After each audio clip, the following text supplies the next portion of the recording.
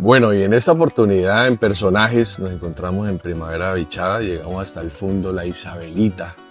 Quiero presentarle a todos mis amigos y a todos nuestros seguidores al maestro Pedro Pablo Pérez Puerta, profesional, comunicación social y periodismo, reconocidísimo como compositor, artista de muchos artistas. Fue diputado en el Bichada varios periodos, secretario de despacho, representante de la Cámara por el Bichada, cónsul de Colombia en el extranjero, pero además amigo de los amigos. Profe, qué gusto saludarlo. Bueno, muchas gracias, hombre. El gusto es mío y atenderlo con un cafecito, creo yo, ¿no? Gracias. Un cafecito que está recién colado. Con Cafecito, estos pocillitos de peltre, no sé si ustedes los conocen, ¿no? Eso es un pocillo Pues yo insignia voy del aquí llano. porque esto me lo regalaron, entonces me voy a tomar en este, ¿no? Pero aquí estamos, me alegra mucho. Bienvenido, esta es su casa. Gracias, profe. Profe, ¿dónde nació Pedro Pablo? Bueno, yo nací en el Casanare, en ese entonces era un fundo que se llama El Brillante, sobre la costa del Caño de la Hermosa. Hoy en día es Nato y su dueño es Jairo Parales, del Canario de la Fama. Allí nacimos nosotros por cuestiones de la educación. En ese tiempo era abandonado todo esto. Mi papá se vino con la familia y yo era el menor en ese entonces, no había nacido Samuel, para estudiar aquí en la escuela de la primaria. Muy bueno, profe. ¿Cómo empieza ese tema artístico, el arte, la música, el llano? Bueno, yo creo que nosotros los llaneros, la misma soledad nos vuelve artista, ¿no? Difícil que un llanero por lo menos no silbe, ¿no? O no tararía un pasaje, o no cante. Entonces empezamos en eso. Mi familia, tanto por los Pérez como por los Puertas, venían de Arauca y traían en su ADN la música, el joropo, y silbaban y cantaban. Y bueno, y llegamos aquí a Primavera en ese entonces con las emisoras La Voz del Llano y La Voz del Sinaruco, ¿no? Entonces escuchábamos eso y eso me fue motivando, escuchando a Francisco Montoya, Jesús Moreno, Omar Moreno, y mi papá me enseñó a tocar el 4 y por ahí nos fuimos. Oiga, es una pregunta. Nosotros, las nuevas generaciones que hemos estado en el tema del joropo, nos apoyamos mucho en YouTube y el WhatsApp y toda esa vaina, y uno puede devolver las canciones. ¿Cómo hacían en esa época para aprender? Bueno, en ese tiempo las redes, lo que funcionaba como redes eran las emisoras. Y yo les cuento a la gente, venga, hay una anécdota. A veces vamos en el carro con Elizabeth, mi esposa, y me dice, vengo, Pedro, ¿usted por qué repite tanto esa canción viejísima? Amor Constante. Y le digo, porque cuando estaba aprendiendo a tocar arpa no podía escucharlo porque no tenía dónde. Entonces, ¿qué tenemos que hacer? En La Voz del Sinaruco había una cosa que llamaba el regalo musical. Entonces, complacían de fulano pa' merencejo, tal, y salían, la canción que tenía más complacencia era la que estaba más de moda. Entonces, Amor Constante. Entonces uno agarraba ahí un pedacito porque no había grabadora y no radio, lo que uno pudiera agarrar y a coger el arpa. En tiempo real. En tiempo real. No había tono ni había nada, porque usted la agarraba ahí en mayor y ahí nos fuimos aprendiendo. Yo aprendí escuchando La Voz del Sinaruco y de pronto Rayo Lara con los venezolanos primero. Por eso el estilo nuestro es ese, porque era lo que sonaba esa vez la música de Omar Moreno, Armando Guerrero, Alfonso Ramírez, Piojito, toda esta gente, y eso fue lo que marcó a uno el estilo, cómo interpretar el arpa. Bueno, se va a Villavicencio, hace sus estudios superiores, se radica. Yo me formé en un hogar también llanero, mi papá de Villavicencio, mi mamá de Puerto López, que escuchaban mucho y uno desde niño tiene esa referencia, ¿no? Esa generación suya, Mario Tineo, el maestro Pedro Pablo Pérez, Félix Ramón Torres, en Arauca, hoy formador el profe David Hunda, Abdul Farfán, como esa generación que se dan cita en Bogotá y en Villavicencio. Tengo por ahí unas fotografías donde está Rubén Darío Rondón, el maestro de bajista, y Popeye de maraquero en el grupo Colombia, el grupo Colombia. Grupo Colombia del maestro Pedro. Bueno, pues fue mucho más acá, ¿no? Yo llego a Villavicencio y tuve que prestar servicio militar. Entonces ya en el ejército agarraron un grupo, entre esos Dominguito Castro, que ya murió, lamentablemente el papá de Jessy. Estaba Galeano Vigó, hermano de Aris, que también ya falleció. Y Lorenzo Becerra, de Maní, coplero y arpista, y mi persona. Entonces ahí en el ejército montamos el grupo y había un general, el general Gómez Barros, que nunca se me olvidó, un guajiro. Y el tipo, como buen guajiro, pero le gustaba la música, le gustaba el vallenato y le gustó el joropo. Entonces nos metía a todos lados. Y ahí nos fuimos dando. Cuando salí del ejército, pues ya tenía mucho más bases sólidas como arpista y me quedé tocando en los estaderos de esa época, el Botalón, la Caballeriza de Quinitiva.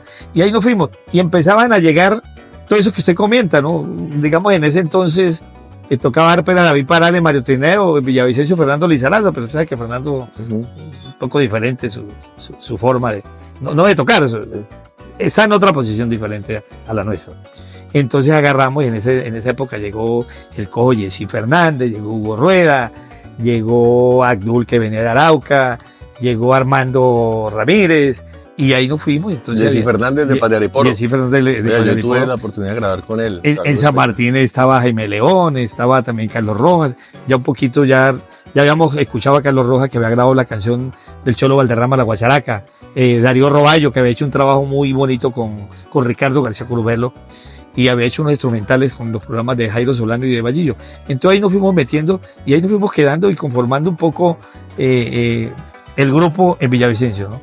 Y bueno, yo diría que nosotros también fuimos, no sé si la gente lo reconoce, fuimos los primeros que metimos el bajo también en el grupo, en Villavicencio. Yo recuerdo que todo empezó porque dimos una serenata con Aries sin sonido y llegó un mariachi con una corneta y nos arropó a todos, nadie nos escuchó. Y yo me acuerdo que yo dije, más nunca volvemos a tocar sin sonido y sin bajo. Y eso funcionó.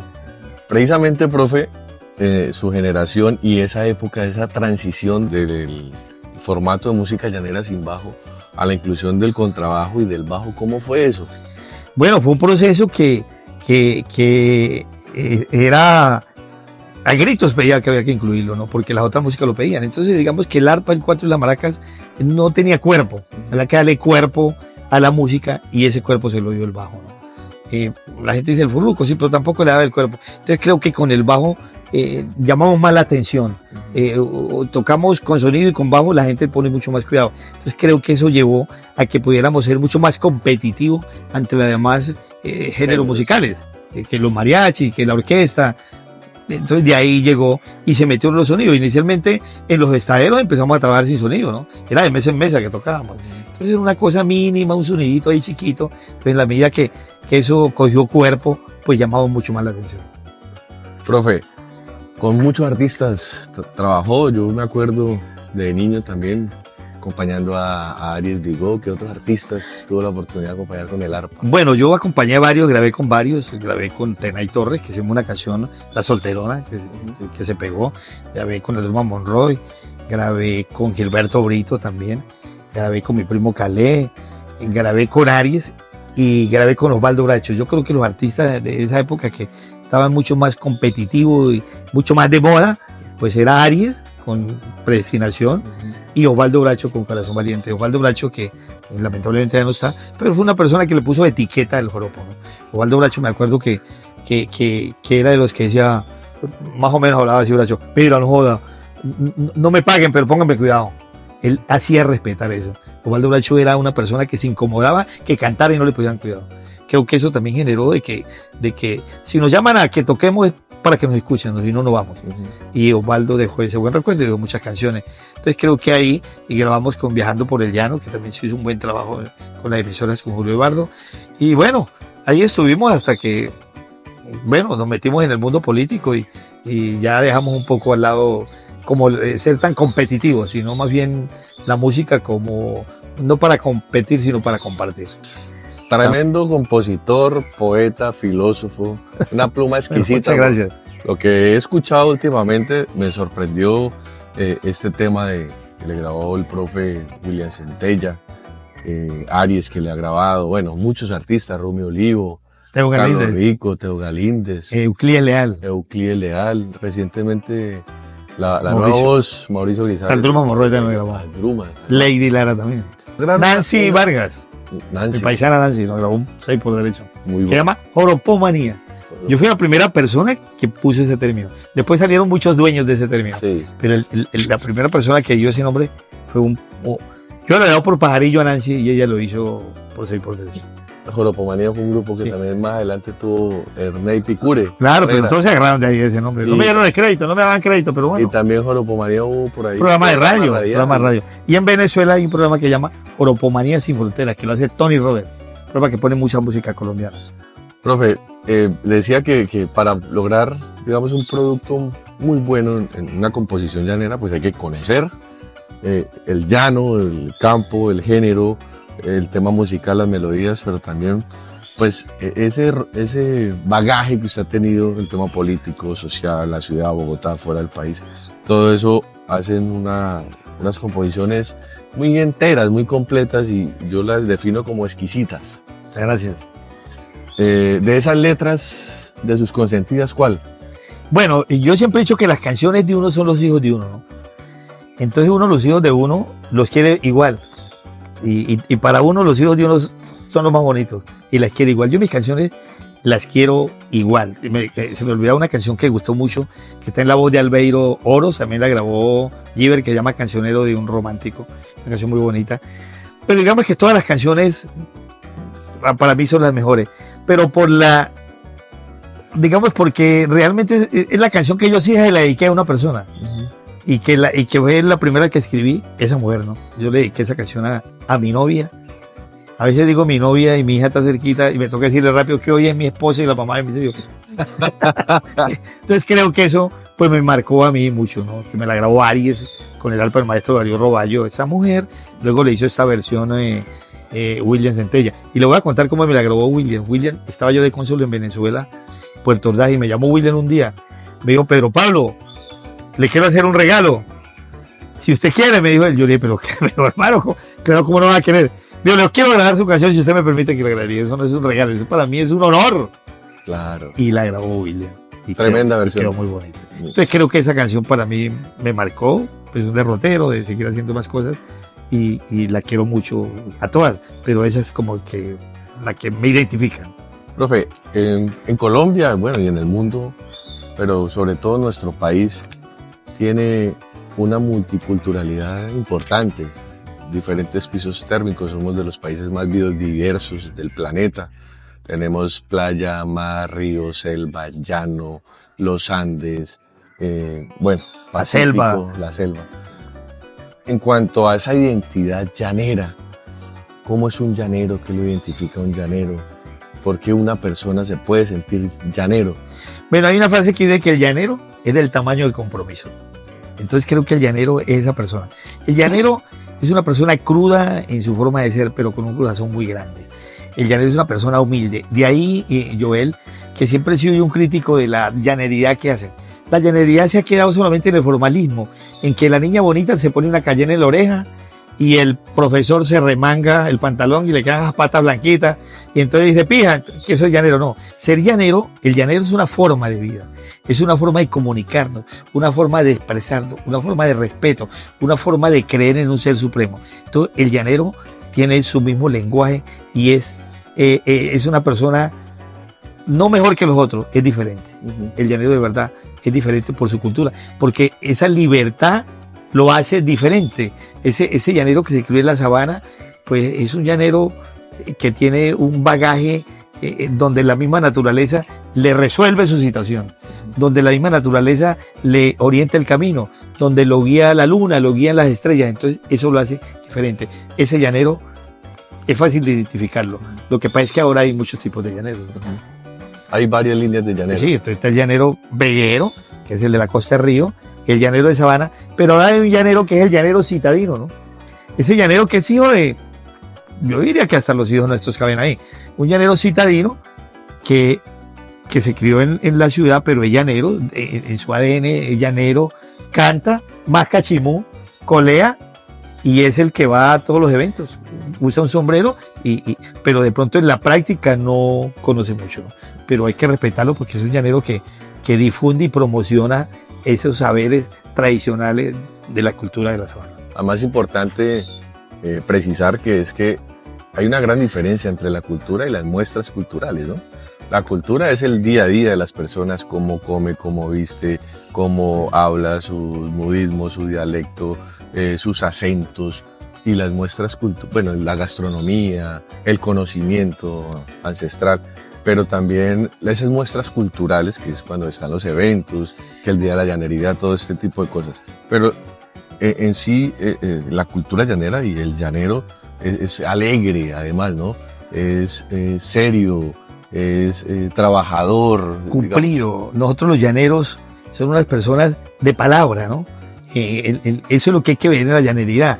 Entonces, hace muchos años, las papeletas se hacían en la cabeza de la silla, que era una silla grande, yo fulano de tal le vendía a fulano de tal. Lo que se quitaba prestado se entregaba, se vendía al ganado, y eso se pagaba ahí sin hacer ningún compromiso.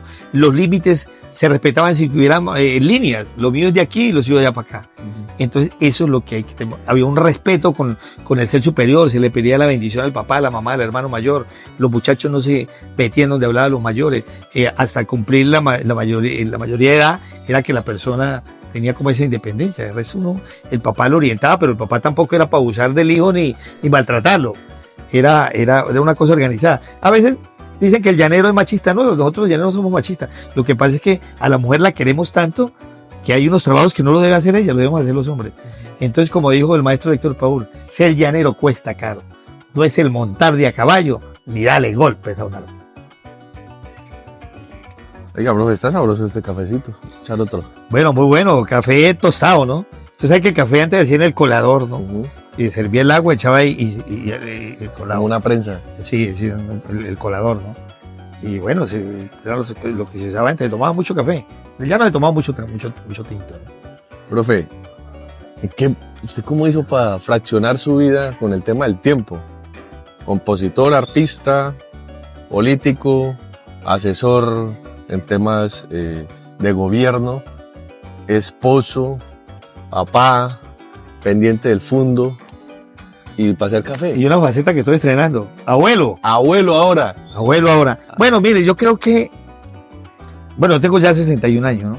Y obviamente que esos 61 años los he repartido en diferentes etapas, pero la base ha sido la música, ¿no? Yo le digo a la gente, a veces que vamos aquí, le digo, no, de profesión, comunicador social. De vocación, músico. De ocupación, pequeño finquero. Entonces creo que ahí yo primero la etapa de la música competitiva y luego pasé a la música para competir, ahora pasé a la música para compartir. Luego me metí en el género político porque a partir de la Constitución del 91, en las comisarías, fuimos departamentos y vimos que había un espacio que tenemos que aprovecharlo nosotros para dirimir y para organizar y proyectar el departamento, y creo que hicimos alguna labor. Algunos lo reconocerán, a otros no. Profe, ahí yo le tengo una pregunta. Es importante porque así como hay legado musical, también chévere que a uno lo recuerden por alguna cosa que le haya podido contribuir al pueblo, a la tierra. Que esos logros políticos que... Bueno, yo creo que fueron muchos, ¿no? Uno de tantos, vamos a arrancar por el cultural, sí. La creación del Festival del Curito, lo primero. Es una obra nuestra, yo soy el creador del festival, ideólogo, lo generamos, lo creamos, lo formamos y llegó a la mayoría de edad y está caminando solo. Obviamente con el reconocimiento del alcalde de ese entonces, que era Edgar Manuel Jiménez, y con 3 personas más que se sumaron a mi proyecto, que es el profesor Pedro Julio Pérez, el profesor Rafael Ballesteros y la profesora Edilia, ¿no? En lo cultural. Creo que en lo cultural hicimos una labor valiosísima, hacerle un trabajo discográfico a un baluarte del llano como el Jorge Elías del Cielo. Pero ya en lo administrativo, yo en el Congreso hicimos muchas cosas. Creamos una notaría para Cumarí, una notaría para Santa Rosalía. Logré gestionar 12 antenas de telefonía celular donde la gente se comunicaba con humo. Ahí traje al ministro Diego Molano a inaugurar una de ellas a Nueva Antioquia. Y una obra cumbre que fue la que me generó, digamos, el reconocimiento ante el gobierno del presidente Santos, que es la interconexión eléctrica entre el departamento de Casanare y el Bichada. Todas esas torres que uno cuando todas esas torres que se cruzan en Santa Rosalía, obviamente que debo de reconocer que eso se logró con el apoyo de los alcaldes y los gobernadores de esa época, pero lo logramos. Creo que en eso hemos trabajado y hemos luchado para mucho tipo de cosas que logramos. Creo que soy el de los pocos representantes a la Cámara del Llano que dejó una ley que es activa, que es la ley de los Juegos de la Orinoquia colombiana. Yo no soy el ponente, soy el autor de la ley de los Juegos de la Orinoquia colombiana, que a veces uno ha tenido doliente para jalonar para que la sede se quede en el Bichada o de pronto la logren en el Guainía, pero ahí estamos. Entonces creo que ahí no hemos pasado en blanco cuando como secretario de gobierno hicimos muy buena labor, entre esas al lado del gobernador de ese entonces, Manuel María Villalba, logramos la creación de la Manga de Coleo. Hoy en día está todo el el espacio cultural ganadero en la primavera. Esa Maguecoleo fue una gestión nuestra, obviamente con el visto bueno del gobernador Villalba, con el apoyo del secretario de Educación, que era Carlos Sandoval, del jurídico, que era Samuel Rodríguez, de Pacho, mi primo, y César Meses por fuera, lo logramos. Hoy se va a hacer ahí todo un complejo ganadero y cultural. Y esa obra la hizo un gran amigo nuestro, que fue gobernador del departamento del Guainía, el ingeniero Hildebrando Díaz. Tal vez el mejor gobernante que hemos tenido en el Guainía. Bueno, hay que decirle que aquí está esa obra, que es la Manga de Colón. Qué bueno, profe, bueno. Para cortar ahí y no seguir en ese tema, ¿no? Muy chévere. Ya nos contó de esos logros en la administración, en lo que pudo lograr para el territorio.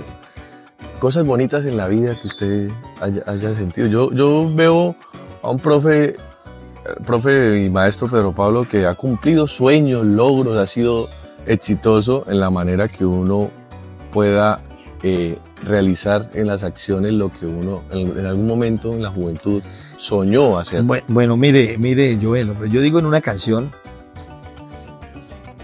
que para mí, y le voy a contar cómo esa canción me llegó a mí de un momento a otro.